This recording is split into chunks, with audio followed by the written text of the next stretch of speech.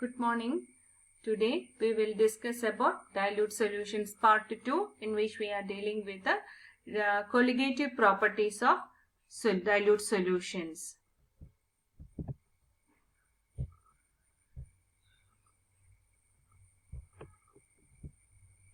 What are colligative properties?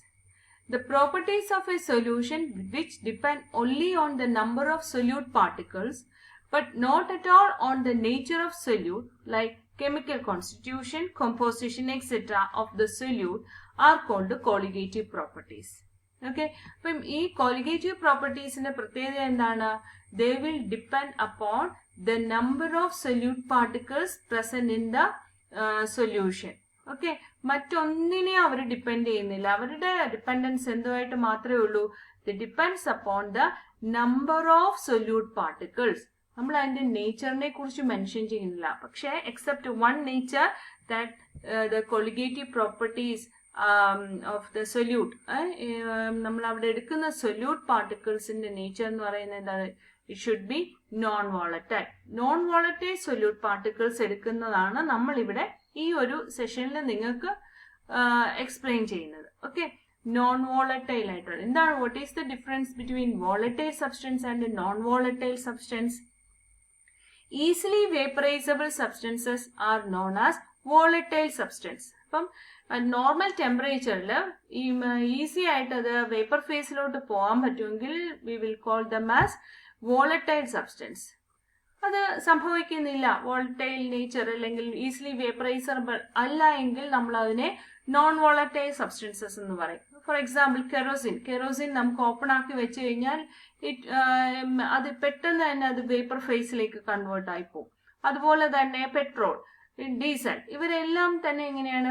They are easily vaporisable. അത് നമ്മുടെ deodorants, deodorants, perfumes, അതൊക്കെ എന്ന് പറഞ്ഞാൽ ഓപ്പൺ ആക്കി വെച്ച് കഴിഞ്ഞാൽ പെട്ടെന്ന് തന്നെ റൂം ടെമ്പറേച്ചറിൽ തന്നെ വേപ്പറൈസ് ചെയ്ത് പോകുന്നതാണ്.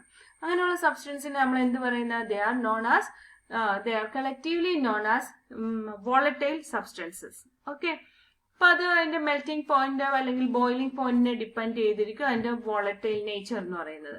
അപ്പൊ ഇവിടെ നമ്മൾ കൊളിഗേറ്റീവ് പ്രോപ്പർട്ടീസ് നമ്മൾ ഇവിടെ സ്റ്റഡി ചെയ്യുന്നത് ഇങ്ങനെയുള്ള സൊല്യൂട്ട് ഉപയോഗിച്ചിട്ടാണ്. നോൺ വോളറ്റൈൽ സൊല്യൂട്ട് ഉപയോഗിച്ചിട്ടുള്ള സ്റ്റഡീസ് ആണ് നടക്കുന്നത്. ഓക്കെ, ഇനി let's see the different examples of colligative properties. Examples of colligative properties include relative lowering of vapor pressure, elevation of boiling point, depression in freezing point and osmotic pressure. Okay, നമ്മൾ ഈ ഒരു യൂണിറ്റിൽ discuss ചെയ്യുന്ന ഇവരാണ്. relative lowering of vapor pressure, elevation of boiling point, depression in freezing point and osmotic pressure. Okay, now let's begin with lowering of vapor pressure. Okay, ഇനി എന്താണ് vapour pressure എന്ന് പറയുന്നത്? നിങ്ങളുടെ സൊല്യൂഷൻ എന്നുള്ള ചാപ്റ്ററിൽ നിന്ന് നിങ്ങൾക്ക് ഇതിന്റെ ഡെഫിനിഷൻ നിങ്ങൾ പഠിക്കുന്നതാണ്. The pressure exerted by the vapours of the liquid in equilibrium with it at a given temperature is called vapour pressure of the liquid. അപ്പം pressure exerted by the vapour on the surface of the liquid. Okay, ഒരു liquid സർഫസിന് മുകളിൽ അതിന്റെ തന്നെ vapour exert ചെയ്യുന്ന പ്രഷറിനെയാണ് നമ്മൾ എന്തെന്ന് പറയുന്നത്? വേപ്പർ പ്രഷർ എന്ന് പറയുന്നത്. Okay, vapour pressure depends on the volatile nature of the liquid. അപ്പം ഹൈലി വോളറ്റൈൽ സബ്സ്റ്റൻസസ് എടുക്കുവാണെങ്കിൽ എന്താണ്? അതിന് പെട്ടെന്ന് അത് വേപ്പർ ഫേസിലേക്ക് എത്തും. Number of particles in vapour phase increase ചെയ്യുന്നതിനനുസരിച്ച് അത് എക്സേർട്ട് ചെയ്യുന്ന പ്രഷറും എങ്ങനെയായി വരും? കൂടുതലായിട്ട് വരും. അതാണ് vapor pressure depends on the volatile nature of the liquid. This vapor pressure will be higher for volatile liquid compared with the non-volatile. കാരണം എന്താ? നോൺ വോളറ്റൈലിന് പെട്ടെന്ന് അത് വേപ്പർ ഫേസിലോട്ട് എത്താൻ പറ്റുമോ? പറ്റില്ല. അതുകൊണ്ട് എന്താണ്? their vapor pressure will be lesser. Okay, then vapor pressure of a solution decreases when a non-volatile solute is dissolved in it. Another important finding ആണ്, നമ്മൾ ഒരു നോൺ വോളറ്റൈൽ സൊല്യൂട്ട് ഒരു വോളറ്റൈൽ സോൾവെന്റിനകത്ത് അല്ലെങ്കിൽ ഒരു സൊല്യൂഷനകത്ത് ഇട്ട് കഴിയുമ്പോൾ എന്താ സംഭവിക്കുന്നത്? ആ സൊല്യൂഷന്റെ വേപ്പർ പ്രഷർ എന്ത് ചെയ്യും? ഡിക്രീസ് ചെയ്യും. സോൾവെന്റിന്റെ വേപ്പർ പ്രഷറിനെക്കാട്ടിലും കുറവായി വരും. അപ്പോൾ ഒരു നോൺ വോളറ്റൈൽ സൊല്യൂട്ട് നമ്മളുടെ ഒരു സോൾവെന്റിലേക്ക് ഡിസോൾവ് ചെയ്യുമ്പോൾ എന്താ സംഭവിക്കുന്നത്? Vapour pressure of A solution decreases.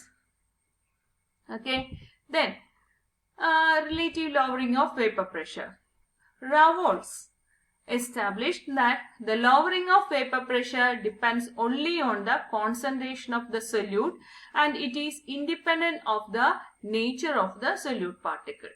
ഇപ്പൊ റോവോൾസ് എന്ന് പറയുന്ന സയന്റിസ്റ്റ് ആണ് ആ ഒരു കണ്ടെത്തൽ നടത്തിയിരുന്നത്, എക്സ്റ്റാബ്ലിഷ് ചെയ്തത്. ഓക്കെ, എന്താണ്? Lowering of vapour pressure depends only on the concentration or the number of particles of solute. Okay, ഇനി നമുക്ക് അറിയാം, that means PA is equal to P0A into XA, where PA0 എന്ന് പറയുന്നത്, P0A എന്ന് പറയുന്നത് എന്താണ്?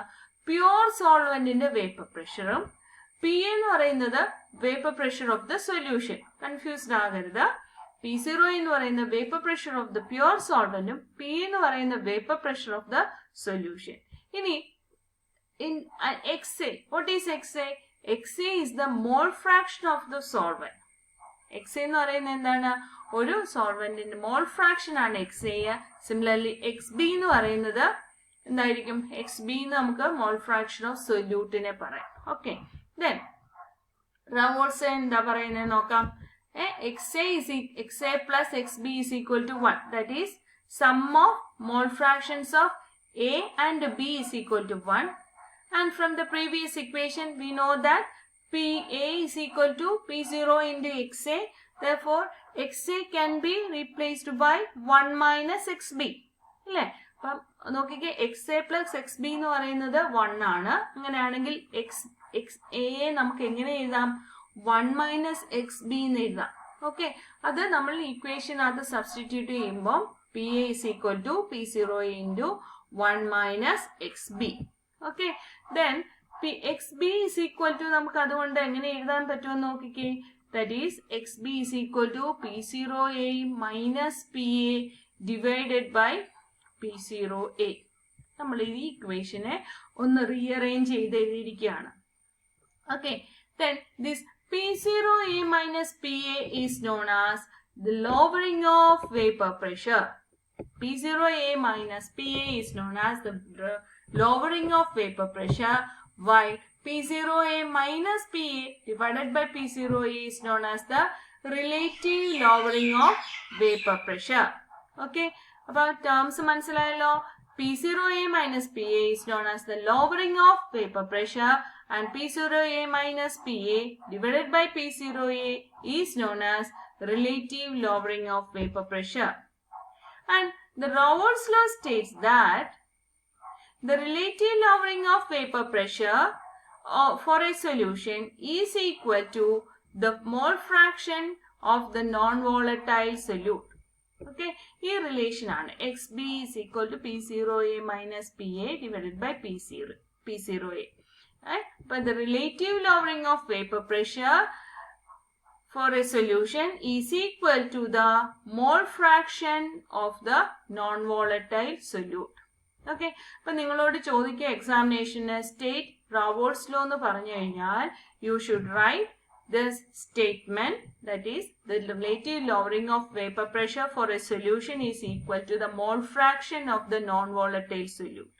Okay, അതിനോടൊപ്പം തന്നെ you have to write down the expression, that is XB is equal to P0A minus PA divided by P0A, where P0A minus PA divided by P0A is known as the relative lowering of vapor pressure.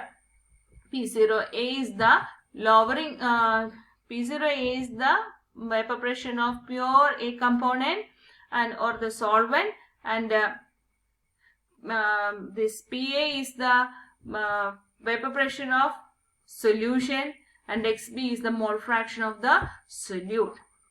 And since it depends upon the since the relative lowering depends upon the mole fraction of the solute particle, it is we can say that this relative lowering is a colligative property. മനസ്സിലായല്ലോ? Now, determination of molar mass using this relative lowering of vapor pressure. അപ്പം നമുക്കൊരു സൊല്യൂട്ടിന്റെ non volatile സൊല്യൂട്ടിന്റെ molecular mass determination ഈ method നമുക്ക് use ചെയ്യാം. നോക്കാം എങ്ങനെയാന്ന്. XB is equal to P0A minus PA divided by P0A. നമ്മളത് ഓൾറെഡി പറഞ്ഞു കഴിഞ്ഞാണ്. And this XB എന്ന് പറയുന്നത് എന്താ? Mole fraction of B is nothing but NB divided by NA plus NB, and XA, that is small fraction of A, is nothing but NA divided by NA plus NB. Then what is NA and NB? NA is equal to number of moles of solvent and NB is the number of moles of solute. Okay, NA യും NB എന്താണ്? Number of moles of solvent and number of moles of solute respectively. And how can we calculate this number of moles of a solvent or number of moles of a solute? Number of moles of solvent is equal to weight of solvent divided by its molecular mass. Similarly, number of moles of solute is equal to weight of solute particles divided by its molecular mass. Okay, and for dilute solutions, very dilute solutions എടുക്കുമ്പോൾ എന്താ പറ്റുന്നത്? NB is much less than NA. Number of moles of solute is less than number of moles of solvent. കാരണം എന്താ? വളരെ low concentration ആണ് നമ്മൾ consider ചെയ്യുന്നത്. അതുകൊണ്ട് നമുക്ക് എങ്ങനെ എഴുതാം? NA plus NB is approximately equal to NA എന്ന് എഴുതാം. Okay, approximately equal to NA. Okay, then therefore XB is equal to നമ്മൾ നേരത്തെ എഴുതിയ ഇക്വേഷൻ തന്നെയാണ്, that is NB divided by NA plus NB, which is approximately equal to എങ്ങനെ കൊടുക്കാം? നമുക്ക് NB divided by NA plus NB എന്ന് കൊടുക്കാം. Sorry, NB divided by NA എന്ന് കൊടുക്കാം. Or we can write it as WB by NB യെ നമുക്ക് replace ചെയ്യാം. WB divided by MB and NA എന്ന് പറയുന്നത് എന്താണ്? WA by MA. Or XB is equal to WB into MA divided by MB into WA.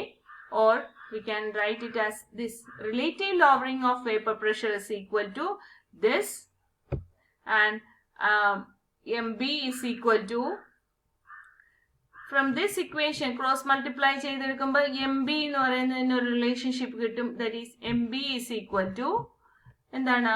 P0A into WB into MA divided by P0A minus PA into WA. This time P0A minus PA is the lowering of vapor pressure, WB is the weight of the solute particles, MA is the mass of molecular mass of solvent, WA is the weight of solvent. Hence, we can say that a non-mass of the solute is dissolved in a non-mass of solvent, WA of molecular mass MA and vapor pressure PA. The lowering of vapor pressure is determined. Putting these values in the above equation, the molar mass of the solute can be determined. Okay, അപ്പോൾ ഇത് വെച്ചിട്ട് നമുക്ക് molar mass കണ്ടുപിടിക്കാൻ പറ്റും. നമ്മൾ എടുക്കേണ്ട എന്ത് മാത്രമേ ഉള്ളൂ? വെയിറ്റ് ഓഫ് സോൾവെന്റും നോക്കണം, വെയിറ്റ് ഓഫ് സൊല്യൂട്ടും നോക്കണം. ബാക്കി പിന്നെ relative lowering of vapour pressure അതും കൂടെ നോക്കിക്കഴിഞ്ഞാൽ we can calculate the molecular mass of the solute particle. And in this session we discussed about colligative properties, different colligative properties, relative lowering of vapor pressure, determination of molecular mass of solute. Thank you.